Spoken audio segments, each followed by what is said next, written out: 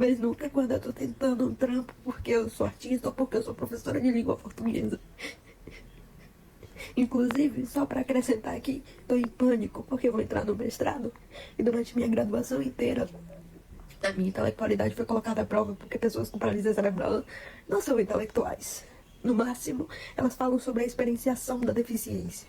Eu me sinto meio Isso é muito comum. Tipo, inclusive foi um dos motivos de eu ter criado o canal Autismo Pensante, porque quando eu criei o canal, era justamente para tentar sair dentro do YouTube, desses canais do YouTube sobre pessoas autistas que falam sobre o espectro autista a partir da própria experiência pessoal. O que não é ruim, mas só ter isso acaba reduzindo o debate apenas de experiência e eu justamente queria expandir, né, para coisas mais sociais, né, digamos assim, até de referência, enfim, seja acadêmico ou não. E indo para essa questão do mestrado, o conhecimento dela sempre foi posta à prova. Eu, assim, concordo bastante porque tô, não tô no mestrado ainda, né? Mas eu já participei de grupo de pesquisa. E é constante a forma que as pessoas, principalmente neurotípicas, acabam testando se você realmente está sabendo o que você está falando. Então eu já fui invalidado de várias formas possíveis.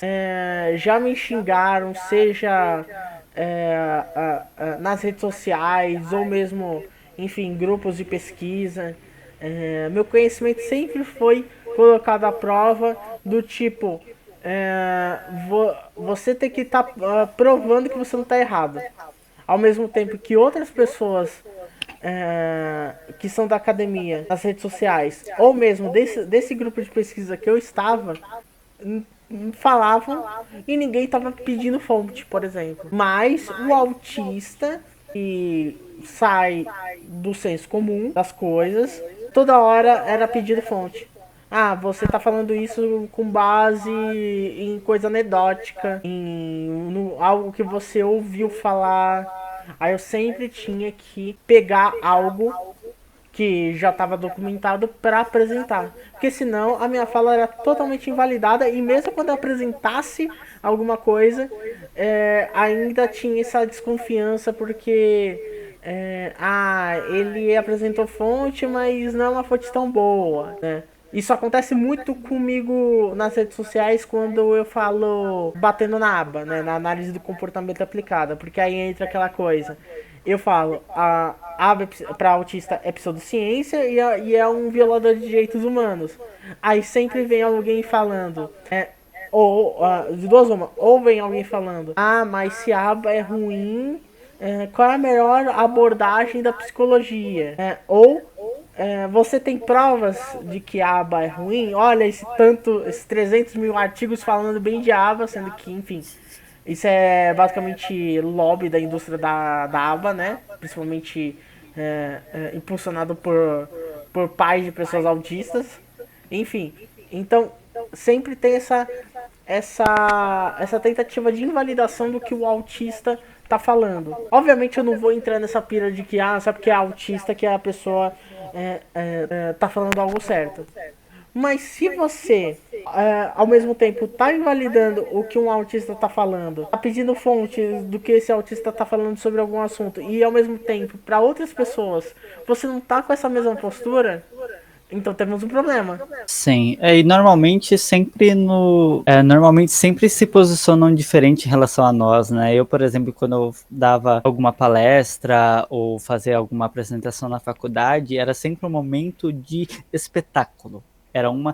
Enfim, era um espetáculo, né? Ficavam sempre me olhando, me encarando, tipo, vai gaguejar, vai errar, vai deslizar, sabe? Muitas vezes nem prestava atenção no meu conteúdo em si, no que eu estava apresentando.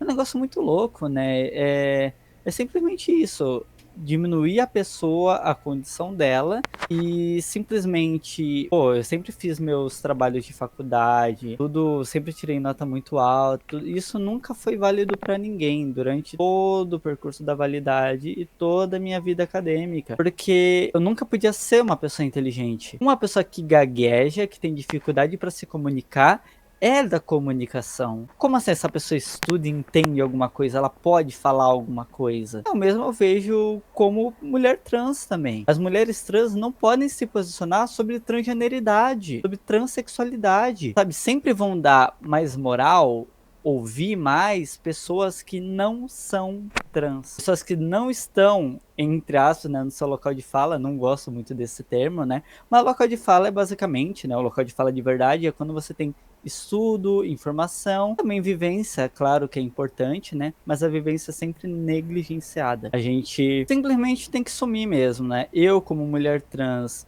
falando, me comunicando, ainda mais sendo gaga também, eu sofro, eu sei que eu sofro, sabe? Porque é muito mais fácil para as outras pessoas ouvirem pessoas neurotípicas. Pessoas que não são trans. A nossa existência por si só é um incômodo, sabe? Porque eu vou falar o contraditório, eu vou levantar o contraditório que muitas vezes entrando no Facebook, no Instagram, o que vai estar lá falando sobre pessoas trans, garanto que não vão ser coisas boas. Garanto que só vai ser ódio.